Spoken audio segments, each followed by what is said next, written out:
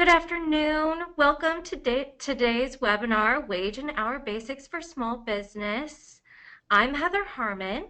Before we get started, I'd really like to go over a few items today so you understand how to participate in today's event. We've taken a screenshot of an example of the attendee interface. You should see something that looks like this on your own computer desktop in the upper right corner. If you're listening in using your computer's speaker system by default, if you want to join over the phone, just select telephone in the audio pane and the dial-in information will be displayed. You will have the opportunity today to submit text questions to the presenter by typing your questions into the questions pane of the control panel. That's highlighted in the red box, the bottom red box. You may send in your questions at any time during the presentation as they come up. We will collect these and address them during today's Q&A section at the end of the presentation. If we can't get to you during the Q&A time, we will still answer all of your questions via email afterwards.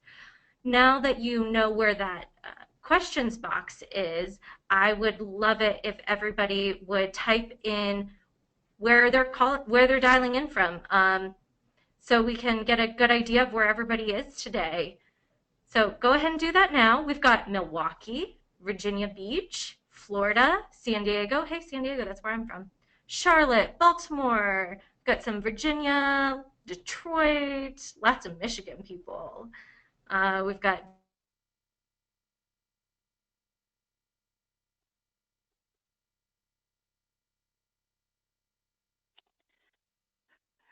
So I would now like to introduce Jennifer Swayze of Paychex. All right, Jennifer, thank you so much for joining us. And we're going to give the control over now to Jennifer, and she's going to tell you all about Paychex, our wonderful sponsor today. Good afternoon. Can you see mine, or did it just switch back over to yours? You have to accept presentation. Okay. All right. Sorry. Thank you. Did it work? It works. Looks great. Thank you guys for hanging Excellent. with me. Sorry, guys. Okay, Paychex was founded in 1971 and now has more than 12,000 employees serving more than 500,000 small to medium-sized businesses nationwide. We offer an ever-growing suite of payroll and human resource products and services to help clients do what they do best, which is run their business.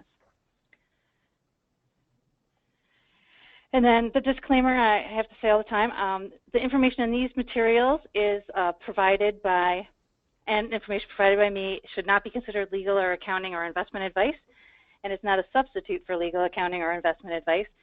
Where facts and circumstances warrant that you need that. So if you do require legal or accounting or other professional assistance, you should consult your attorney, accountant, or other professional advisor. Okay, we're covering a lot of material today, and because it's so much material, it's going to be at a pretty high level.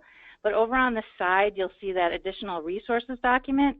What we've done with that is put links to additional resources for all the different topics we're talking about so that you can find more information on anything that I'm talking about that you need more later.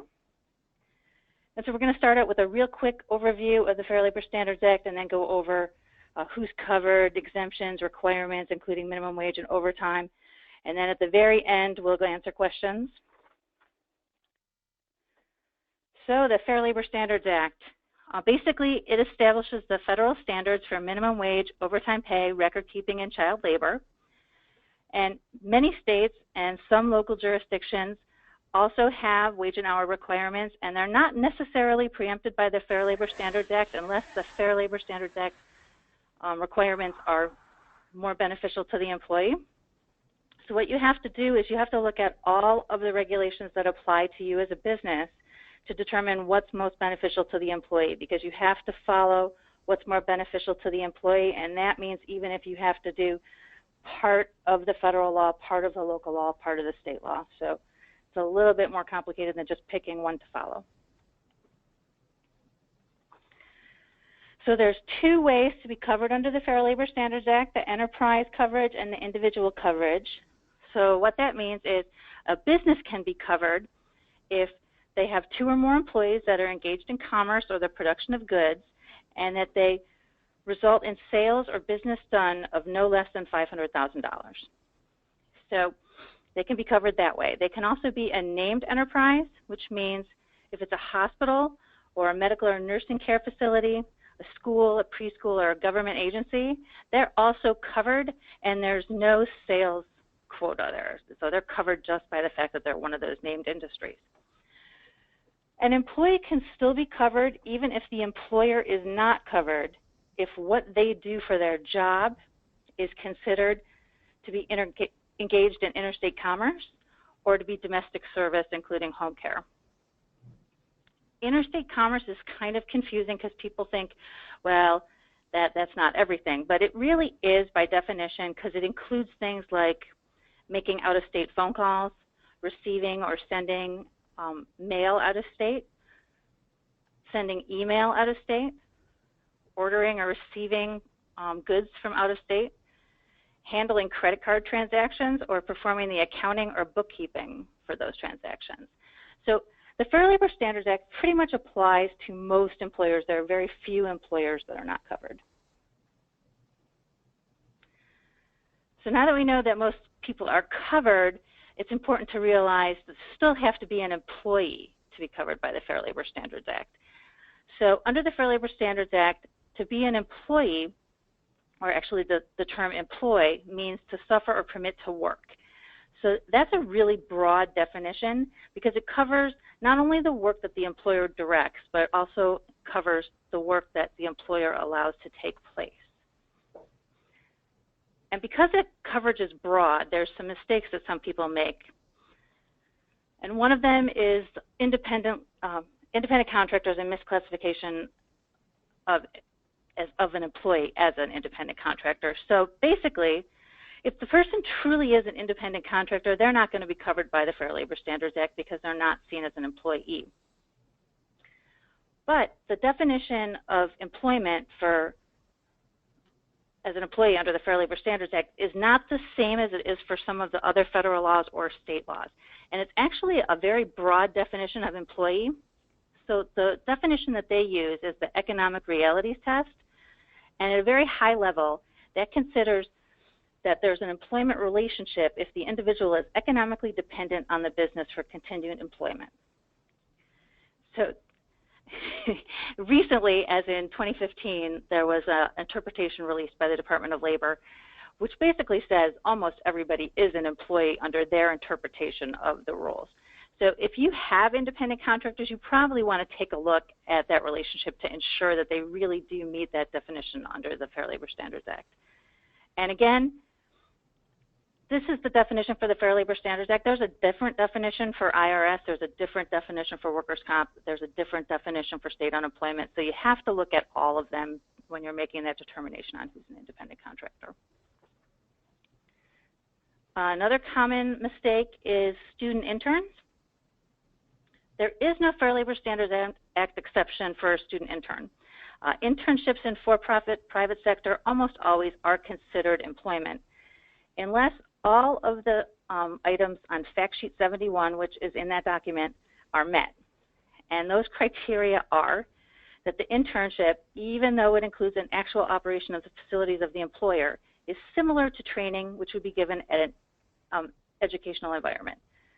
That's number one. Number two, that the internship experience is for the benefit of the intern.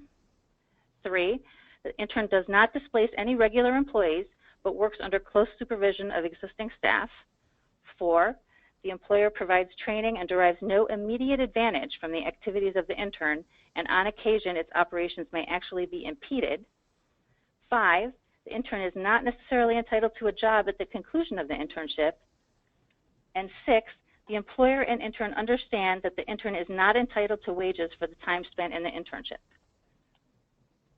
All of those factors have to be met, not 3, not 4, but all of them, in order for it to meet the exception under the Fair Labor Standards Act. There's also another exception for school-to-work learning programs, and there's a link to the requirements for that in the resources as well.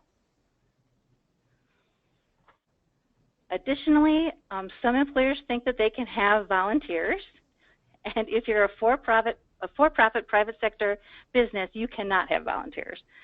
The only people that can have volunteers are religious, charitable, and nonprofit organizations and schools.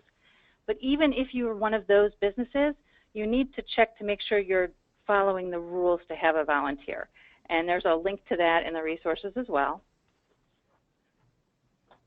So basically, what we've just kind of covered is most everybody is considered an employee under the Fair Labor Standards Act, and it's pretty important if you're going to classify someone not as an employee to make sure that you're doing it correctly.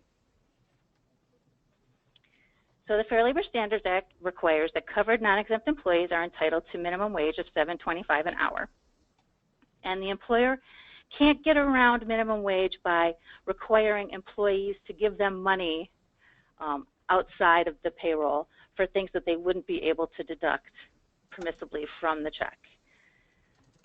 And this is another one of those areas where many states and a lot of local jurisdictions have minimum wage laws that are much higher than the federal.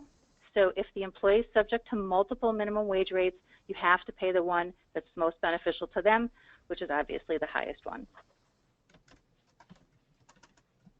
Some problems that we have around minimum wage is deductions from wages. And as a general rule, you can't make a deduction for anything that is primarily for the benefit of the employer if that deduction takes the employee below minimum wage. And some examples of those are tools, damages to the employer's property, cash register shortages, and uniforms. When you can make a deduction is for a voluntary wage assignment for something that is for the benefit of the employee, and it can even take them below minimum wage if it's something like employee contributions to health plan or a retirement plan. And you can also make deductions for court-ordered garnishments as long as the employer or no one acting in behalf of the employer is deriving any benefit from that transaction. But you need to be aware that there's also rules both on the state and federal level on how much you can take in garnishments that you need to follow as well.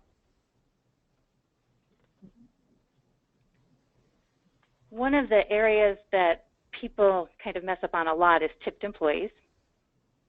So with tipped employees, you still have to pay minimum wage, but you're allowed to take a tip credit for the tips that they get to equal minimum wage. So on the federal level, you have to pay a cash wage of $2.13 an hour, and then you're allowed to take a tip credit of $5.12 to get them to minimum wage. But they have to actually get that $5.12 in tips. So if the tips that they earned don't turn out to be enough money to take that tip credit, the employer has to make up the difference. So at the end of the day, the employee would have gotten basically minimum wage for all the hours that they worked, but $5.12 an hour could have been the tips that they received.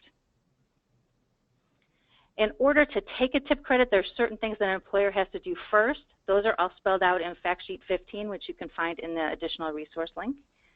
And in order for you to take tip credits, the employee has to normally receive tips of $30 a month. Some states require employers to pay tipped employees the full minimum wage, so there's no tip credit, so you want to be sure you're following your state law. Other states don't have the same amount of tip credit, so there might be a smaller amount. And generally, the way it has worked for years and years and years was the amount of tip credit that you took had to be the same for all of the time that they worked. So generally the $5.12 an hour for both the regular hours and the overtime hours. But there was recently enforcement guidelines published by the DOL that say if you're in a state that has a higher minimum wage and allows a higher tip credit, you can do that, which you used to not be able to do that. So that's only going to be a few states, so you're going to want to make sure that that applies to you if you're doing it, because not all states that have a higher minimum wage allow tip credit. And some states that do have a higher minimum wage have a much lower tip credit, like New York.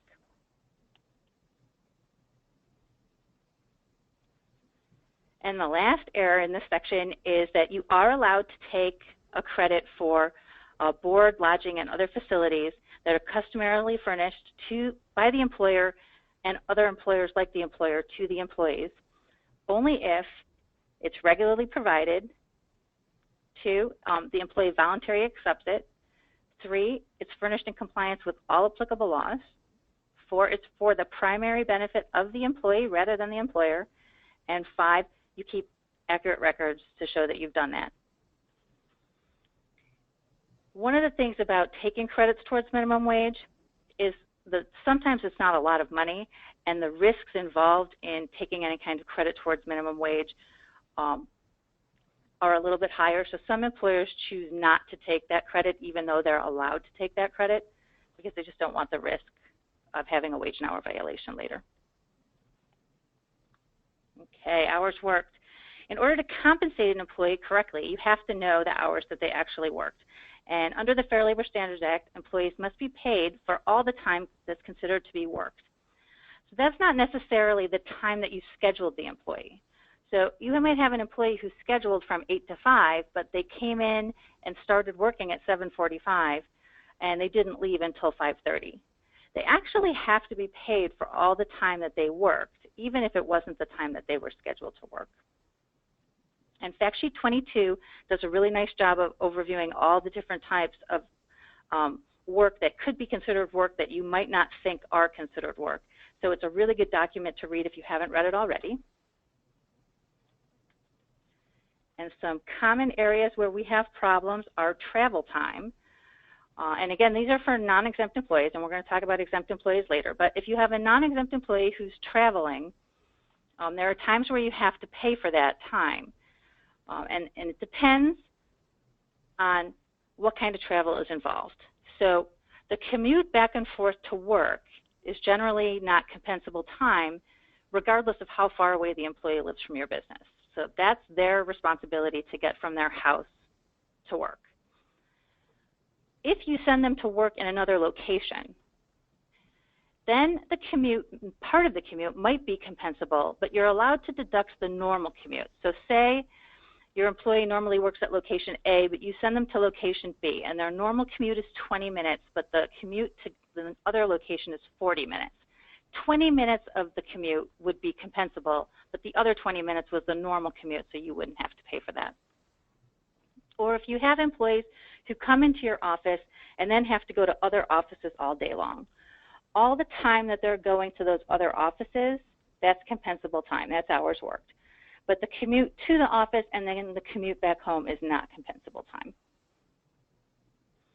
If you give employee a work vehicle and it's a standard vehicle, it doesn't require them to pay any special tolls, it doesn't require them, they are required to take the same roads they normally take, then they have an agreement with you to drive that vehicle and they don't have any additional expenses, then the time back and forth to work also is not compensable time. If you have employees who are traveling away from home, this is where it kind of is a little confusing, so I apologize. I'll try and make this as clear as I can. You're going to go based on the hours that they normally work. So if they normally work from 8 to 5, Monday through Friday, any time that they're traveling between 8 and 5, any day of the week, including Saturday and Sunday, is going to be compensable time. But if it's outside of that 8 to 5, it's not compensable time if they're a passenger. But if they're driving, it is compensable time. So if you had someone drive from Virginia to DC, that whole time's going to be compensable. If they were the passenger in the car, it's not compensable unless they're doing other work. So if they're sitting in the car and they're discussing the strategy for your sales or the best way you can improve employee morale, that's going to be work time too. And same thing if they're a passenger on the plane, but they're working on a report that they have to hand in, that's considered work time. So it's really important to know what time is considered work time for travel time. So you want to make sure that you're having your employees track it all and keep track on a piece of paper or in the computer, however you have them track their time when they're traveling, to make sure that you compensate them correctly. Some employers have trainings that they offer, and those trainings generally do have to be paid, but there are some that don't, And in order for trainings not to be time work, they have to meet all 4 of these bullets. So basically, it has to be outside their working hours, it has to be completely voluntary, it has to not be job related, and the employee cannot perform any productive work during attendance. And you can see just by looking at that how it's hard to hit all 4 of those. An example that might hit all 4 would be if you had the Red Cross contact you and say they had a first aid class that they were willing to offer on a Wednesday evening, and you're not normally open in the evenings, and you knew you had a lot of employees who were interested in a first aid course, and you offered to have it happen at your location. The employees didn't have to. They could sign up if they wanted to. It wasn't job related, so this wouldn't work if you were a medical facility or first aid was required for the job. But if you're just an office and these people just wanted to take first aid and you offered it, that would not necessarily be compensable time. Under the Fair Labor Standards Act, you're not required to give a meal or a break, but if you do, they do regulate whether it's paid or unpaid. So breaks, which are basically 5 to 20 minutes, don't have to be paid. They're not considered hours worked under the Fair Labor Standards Act. I just said that reversed, the backwards is actually is, so I apologize. 5 to 20 minutes are considered time worked under the Fair Labor Standards Act, and you do have to pay for breaks. You don't have to give them, but if you give them, they have to be paid. The meal, which has to be 30 minutes or longer and has to be relieved of all work for the entire time, does not have to be paid. Again, not required to give it. So under federal law, not required to give the meal or the break, but if you do, there's regulations on whether it's paid or not. That being said, many states do require that you give a meal or a break or both, so you're going to want to follow what's most beneficial to the employee. Overtime. All non-exempt employees must receive overtime pay for any hour worked in excess of 40 in a work week at 1.5 times their regular rate of pay. That's pretty standard. But what's kind of confusing is what the regular rate of pay is. So the regular rate of pay is not the amount you pay them per hour. The regular rate of pay takes all the remuneration that they get and then divides it out by the hours that they've worked. And so what kinds of items are included in that? On a high level, that's going to include any wages or salary that they get, any commissions, any bonuses that are based on productivity, efficiency, performance, or attendance, any payments that they get in the form of goods that are intended to be part of the wages, like room and board, or any premium payments that you give them that are not for overtime, such as a differential for a shift that nobody wants to take, or some kind of premium that you pay for hazardous work. Items that are generally not included in the regular rate are premium payments that you give for overtime, or money for gifts like holiday bonuses that are not based on hours worked or productivity, and you're not required to give, you just kind of gave it. Any kind of payment for vacation, sick time, also not included in the regular rate. And bonuses that are completely discretionary. Regular rate is one of those things where people, I think it's an area where people get in trouble a lot. They think that they just pay overtime based on what the hourly rate is for the employee. Or worse, they have an employee who they pay salary and commission, and they don't pay them overtime at all. So we'll get into that in a minute. Another error that people seem to make is not understanding that under the Fair Labor Standards Act, everything is based on the work week. So a work week is a fixed, regularly recurring period of 168 hours or 7 consecutive 24-hour periods. So it doesn't necessarily coincide with the calendar week. You get to pick one, and then that's the one you have. So you don't change your work week from time to time. And if you do, it's kind of a red flag to the agency that you might be moving it around to avoid overtime. So basically, you pick your work week, and then you're stuck with it. And it doesn't have anything to do with your pay period. So you might have a biweekly pay period, but that still has 2 work weeks in it. So you have to make sure that you're not averaging the hours in 2 weeks to avoid paying overtime. And salaried employees. A non-exempt employee can receive a salary, but if they work over 40 hours in a work week, they have to get overtime compensation. So it really doesn't matter under the Fair Labor Standards Act how you pay your employees, as long as it averages out to be at least minimum wage for the hours up to 40, and then time and a half of their regular rate for everything over 40. So you can pay them piece rate, you can pay them a lump sum, you can pay them commission, you can pay them any way you want as long as those two things are met. And a lot of people get confused because they think if they pay somebody a salary, they don't have to pay overtime. In order to not pay overtime, someone has to be exempt from the minimum wage and overtime requirements of the Act.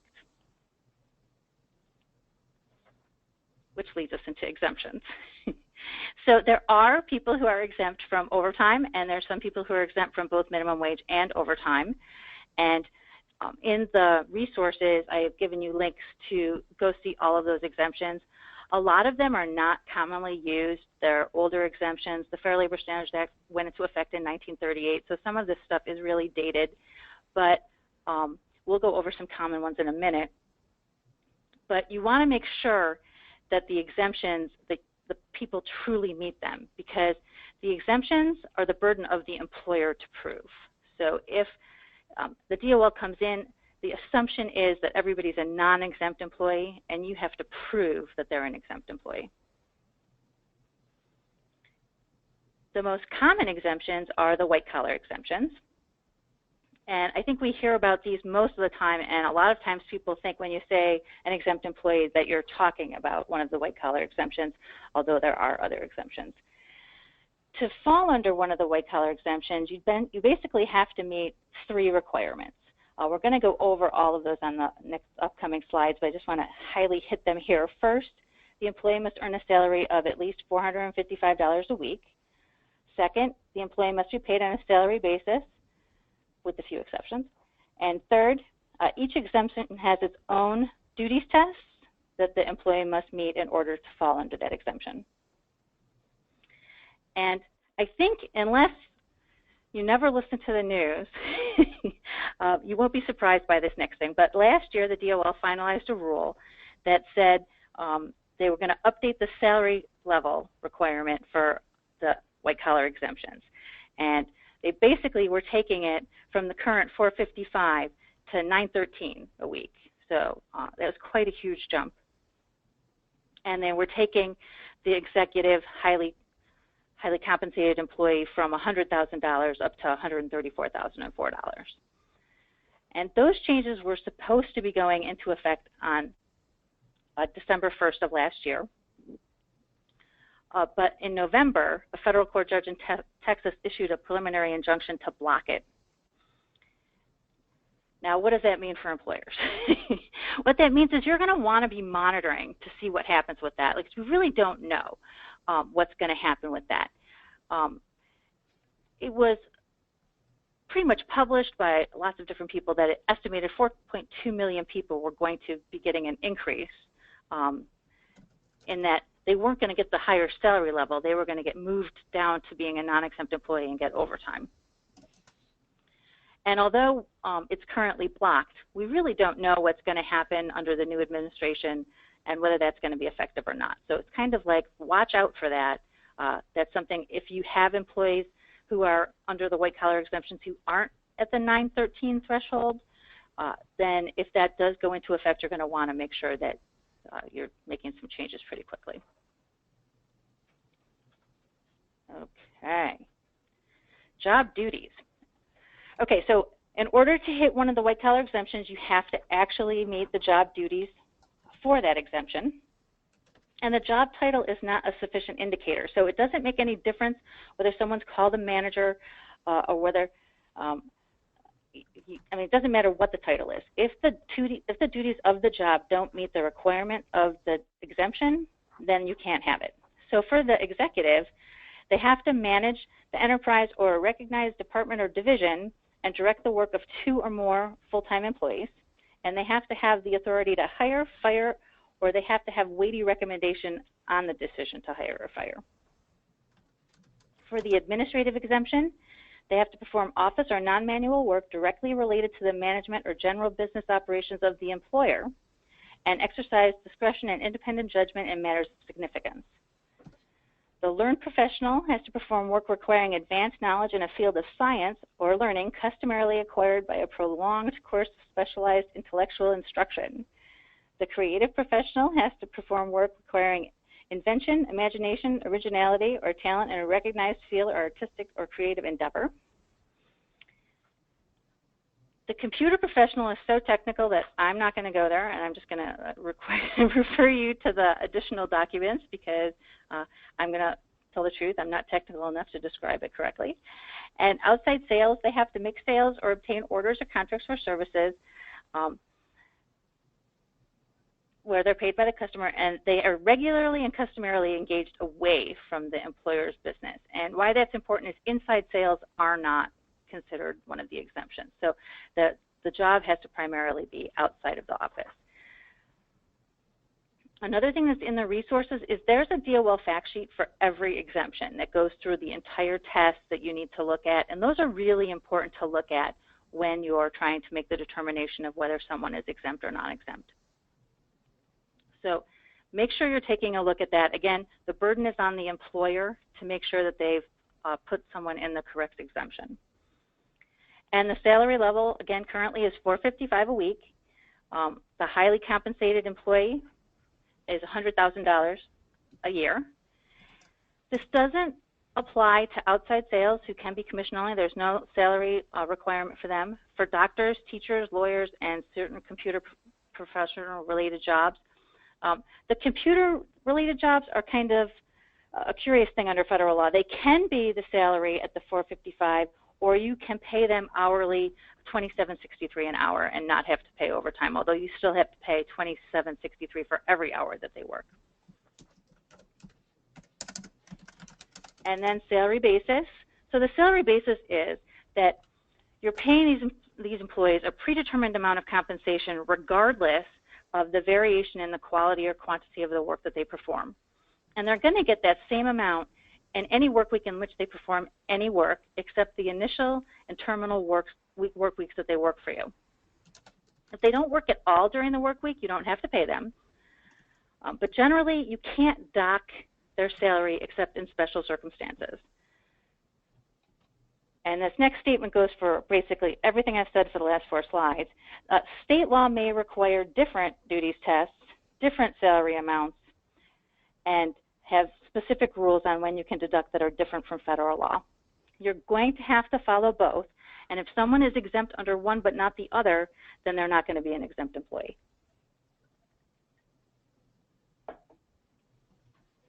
Okay, so a big common error here is misclassification. This has always been a problem. So the exemptions are narrowly construed against the employer, so you have to make sure that you've gone through the test to make sure that the person is actually meeting them. So it's not enough to have a job description that says this is what the person does, but then the person does something else. So the actual job they have has to meet the exemption, or you can't have them as an exempt employee. Deductions. So an employee is not considered to be on a salary basis if you make impermissible deductions. So are there sometimes when you can make deductions? So that's when they miss 1 or more full days for personal reasons other than sickness or disability. If they're gone for full days due to sickness or disability and you have a bona fide plan of paying them sick time, and they either have not qualified for the plan yet or exhausted all of their time under that plan. You can offset amounts they receive for payment of jury duty or witness or military pay. You can make a deduction for a penalty that you've imposed in good faith because they violated a safety rule of major significance, or an unpaid disciplinary suspension, or for 1 or more full days imposed in good faith for a violation of a written workplace conduct rule. But basically, you can't make deductions should they come in a few minutes late or leave early. You can't make a deduction should you close because of the weather. And basically, you can never make a deduction because for whatever week you having everybody work part-time. doesn't work. They're going to get their same set salary. The only time you can kind of make a partial deduction from salary is if the person is on leave under the Family Medical Leave Act.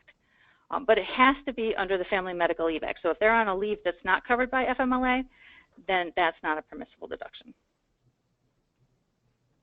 Another problem area is, other areas of exemptions are commissioned sales employees of retailer service establishments, farm workers employed on small farms, salesmen, partsmen, and mechanics employed by automobile dealerships, and certain seasonal and recreational establishments.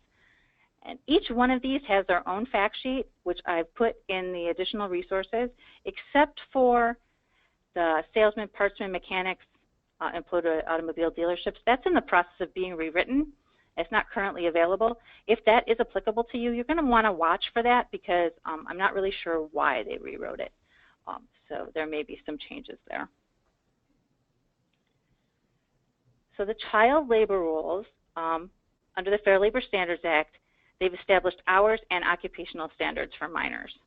So basically, once an individual reaches 18, they're not covered by the child labor rules at all. If they're 16 or 17, they're allowed to work unlimited hours, but they're not allowed to work in certain hazardous jobs. So you have to be sure that you don't have them doing anything that they're not permitted to do. Employees who are 14 or 15 are allowed to work in a variety of jobs only when it's outside of school time. But again, the list of hazardous jobs there, so you want to double check the hazardous jobs as well as the hours. It can't be during school hours when they're 14 or 15. And under 14, most people can't have individuals under 14 working for them. There are some exceptions, newspaper delivery, acting. If you own the company all by yourself and it's your kid, they can work for you. But generally, under 14 is not going to be permissible for working. This is another area where you really have to check state law because every state has child labor laws, so you want to be sure that you're complying with those. The Fair Labor Standards Act has some pretty onerous record-keeping requirements, and you want to make sure that you're following those. You're going to find all of those on Fact Sheet 21. Again, you can find that in the link. And the requirements are different for what you have to keep for a non-exempt employee versus an exempt employee. But basically, for a non-exempt employee, you have to have their full name and social security number, their address, birth date if they're under 19, the sex and occupation, the time and day of the week when the work week begins, the hours worked every day, the total hours worked each work week, the basis in which they're paid, so per hour or per week or the piece rate, their regular hourly pay rate, total daily, weekly, straight time earnings, and total overtime earnings for the work week. You have to have all additions and deductions to their wages, the total wages paid for each pay period, and the date of the payment and the pay period covered by the payment. So that sounds like a lot. It actually is a lot. You want to make sure that you have that. There's no method on how you have to have it, so you're allowed to have those records any way you want, but you'll want to be able to pull them basically pretty easily in case the DOL comes in to look at your records.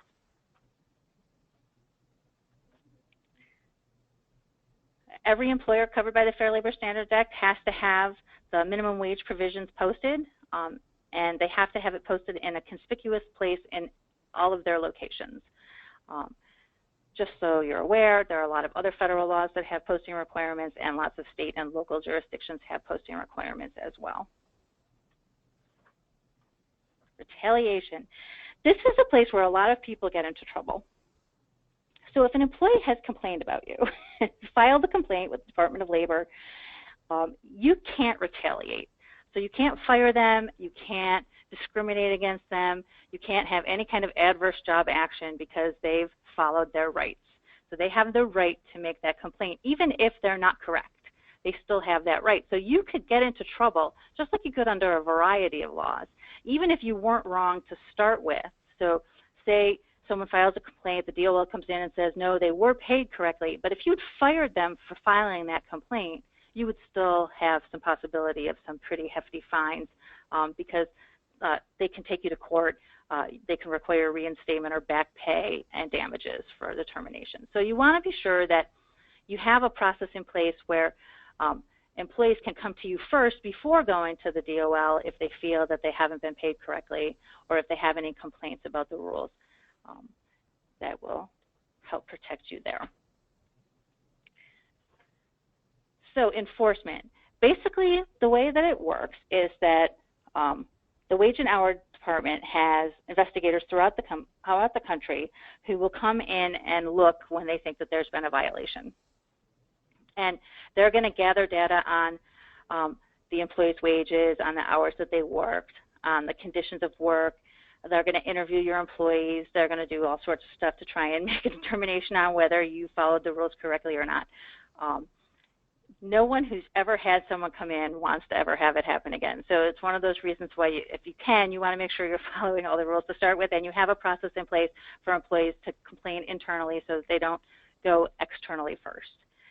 But if they do find a violation, they generally will tell you what you need to do to correct the violation. So it doesn't have to blow into some huge problem right away if you can fix the problem immediately. But sometimes you don't agree with what the Department of Labor says, so you'd want to check with legal counsel before you don't follow what they're asking you to do. Be aware that there is a 2-year statute of limitations for violations of the Fair Labor Standards Act. If it's a willful violation, it's 3 years, but that's just the federal. So under state law, it could be longer, and it can be a lot longer. Like in New York, it's 6 years. So it doesn't sound like a huge amount of time sometimes, but you have to remember that these problems are usually not one employee. It's a couple of employees or a couple hundred of employees. And when you take the amount that you may have underpaid someone, multiply it by a whole bunch of employees, multiply it by a whole bunch of weeks, and then multiply it by a whole bunch of years, it can get pretty high pretty fast. And so the penalties that can happen once someone come in are, you can have civil actions or lawsuits by the federal government. You can be criminally prosecuted by the Department of Justice, and that can happen instead of or in addition to the civil actions. And there's also the ability for private lawsuits by employees or workers, which could either be individual lawsuits or collective actions. So it's not a pleasant thing to violate the act and have a problem with exponentially employees going after you collectively. The civil penalties have recently changed, and so there's a link in the resources to the new penalties in case you're concerned. And then there's all sorts of other resources that we've put in that document for you to find. And we are at the end.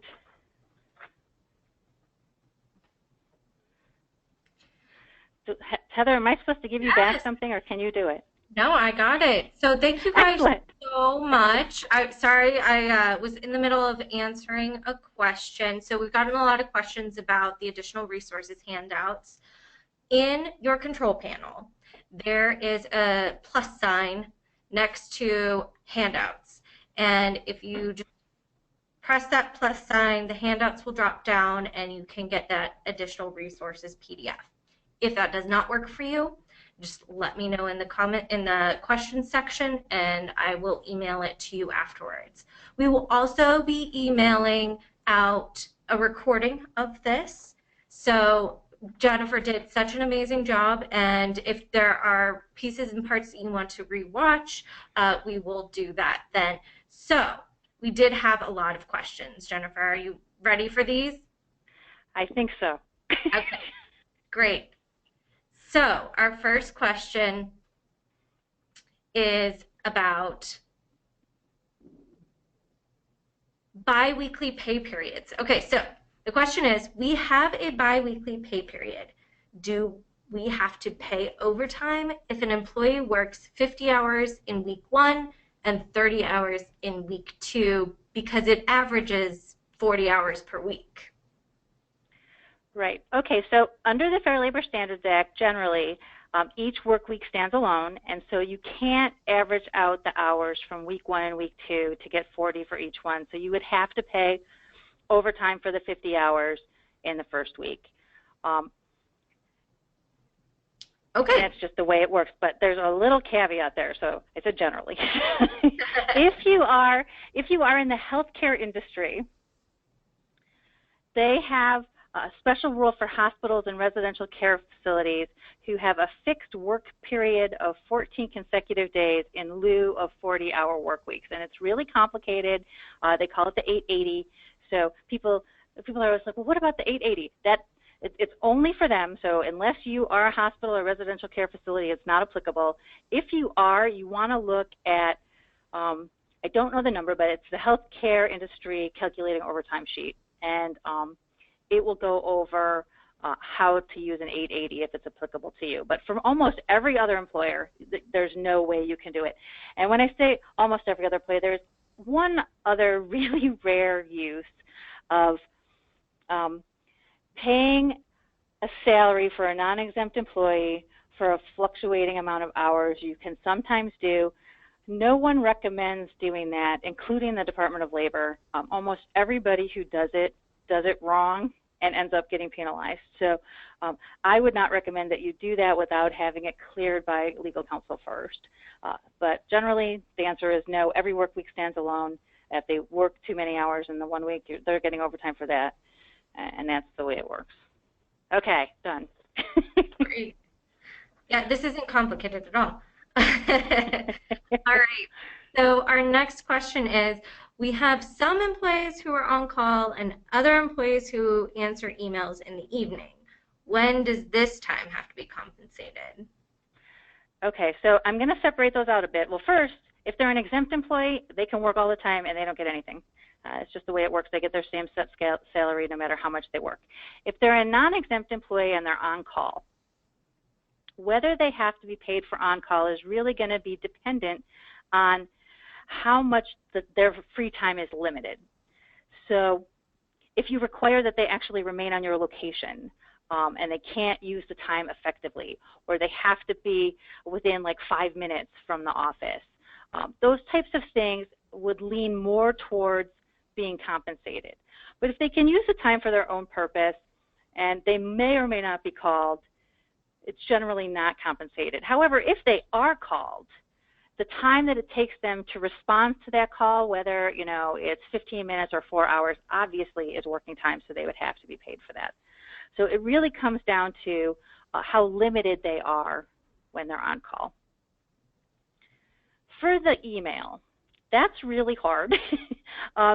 So basically, it's the best practice not to allow your non-exempt employees to answer emails or do work outside of work hours. It's really hard to track it.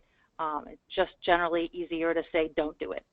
But if they are doing it, and you know they're doing it, and even if they're doing it and you just think they're doing it, you don't want people doing that. Like, it might be compensable time, and it's a tough one because it's generally considered off-the-clock work if you're not paying them. There you are. It gets down into a real fact-intensive situation on how often it happens and how much time it's happening. Generally, that's talk to legal counsel, and especially talk to legal counsel if you're in a really highly regulated state, California, New York, New Jersey, Oregon, Washington. I think everybody who's in a highly regulated state knows which ones they are. Yeah. Okay, great. So another question. We've got quite a few questions coming in. So employees are required to have overtime approved in advance. You said that earlier. If they do not get the time approved, do we have to pay it as overtime? Can we not pay it, or can we pay them their regularly hour wage? Okay, so employees have to get paid anytime they're suffered or permitted to work, regardless of whether you authorized it or not. So for paying them, you're stuck paying them, and you're stuck paying them at overtime. So you can't pay them their straight time rate if they hadn't had it approved. They have to get time and 1/2 the regular hourly, the regular rate of pay for anything worked over 40 in a work week. But although it's not really the Fair Labor Standards Act, as an employer, you're always allowed to discipline employees who aren't following work rules. So if you require employees to get overtime approved in advance and you have employees who don't do that, you can discipline them for that with progressive discipline leading up to termination if necessary, as long as you apply that consistently across the board to all employees. Okay. Next question. Are employees travel? Is expense reimbursement calculated in the regular rate calculation for overtime? Okay, generally no. So when you reimburse employees for the actual business expenses that they have, whether it's an accountable plan or not, that amount of money is not going to count towards regular rate when you're making that calculation. If, however, you're reimbursing more than they spent, then yes, because that's a benefit, and it would need to be in the regular rate calculation. So that would go into, like, so if I handed my receipt and my dinner was $24 and you gave me $55, only the 24 wouldn't be in the regular rate, the rest of it would. I don't know anybody who does that, but if you find out, let me know, because I'm going there. But I want to go where they give me more money than I spend. But yeah, so generally it's not going to be included in the regular rate calculation. Okay. So here's an interesting question. Are we required to have our employees use a time clock to track their time worked? Okay. Quick answer, no. So basically, you have to have an accurate record of the hours that your non-exempt employees work, period. So you can do that any way you want. You can have their supervisor write down when they start working. You can have them write down when they start working. You can have a time clock. You can have some kind of system with the computer that tracks when they've logged in.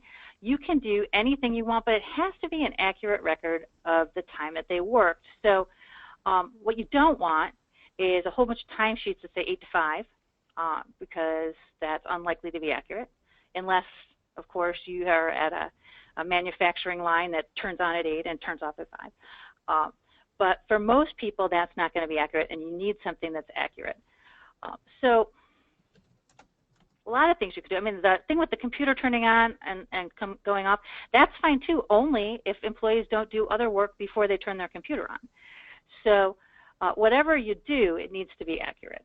So I think that's one of the reasons that people do use time clocks, is that they generally seem to be somewhat accurate. Not going to be necessarily accurate if or helpful to have a time clock if you have 400 employees on one time clock. So, you know, unless you're scattered the times that people start and end, one time clock is really not going to cut it for that purpose.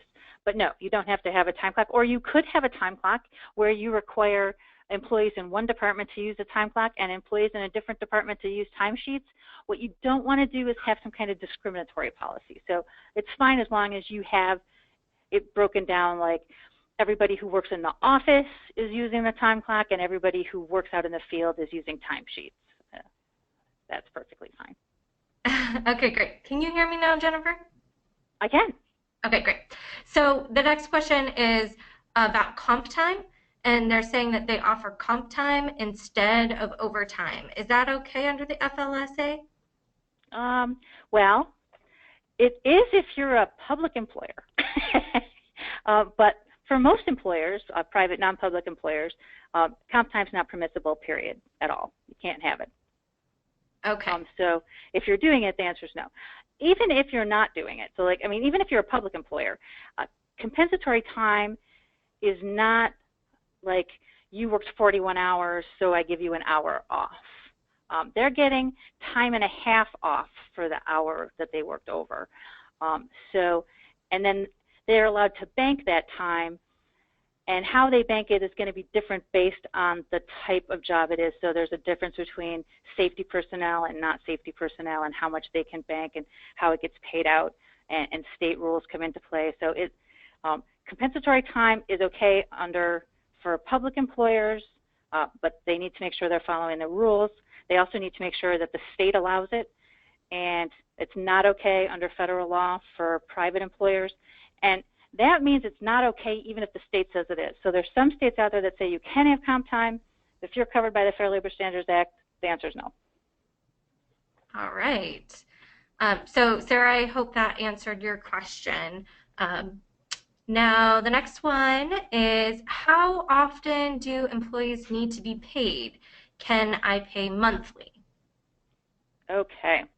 Under the Fair Labor Standards Act, it's not specified, but almost every state does have some kind of pay frequency requirements. So you're going to want to take a look at the state. Some states do allow for their employees to be paid monthly, or certain employees to be paid monthly. Often that is exempt employees can be paid monthly, or employees who make over a certain amount of money, or both. Some states actually require weekly payment, or require weekly payment for certain employee types. Like in New York, manual employees have to be paid weekly. And there's also a lot of rules about how long after the pay period ends before the employee must be paid.